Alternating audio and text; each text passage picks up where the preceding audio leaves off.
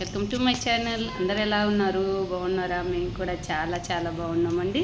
అందరికీ very very good morning. ఈరోజు వచ్చేసి బ్రేక్ఫాస్ట్ మా ఇంట్లో సద్ద రొట్టె వంకాయ కర్రీ అండి. కాంబినేషన్ అయితే సూపర్గా ఉంటుంది, అద్దరిపోతుందండి.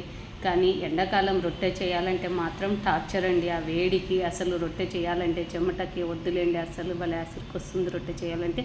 కానీ రొట్టె లేనిది మా ఇంట్లో మాత్రం డైలీ రొట్టె ఉండాలండి. ఎండాకాలమైన వానాకాలమైన సరే డైలీ రొట్టె అయితే ఉండాలండి.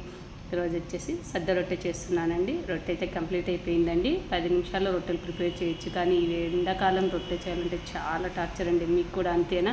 ఒక సైడ్ వేడి, ఓ సైడ్ అబ్బా అసలు చాలా వేడిగా ఉందండి వాతావరణం అయితే. ఓకేనండి, రొట్టె అయితే రెడీ అయిపోయింది. చూడండి, సద్ద రొట్టెలు వచ్చేసి మనం ఇలా గట్టిగా కాల్చుకుంటేనే, రోస్ట్ కాల్చుకుంటేనే టేస్ట్ బాగుంటాయండి. దీనికి కాంబినేషన్గా వంకాయ కర్రీ చేశానండి. తినండి. వీడియో అయితే ఇదండి. నచ్చితే కన్నా లైక్ చేయండి.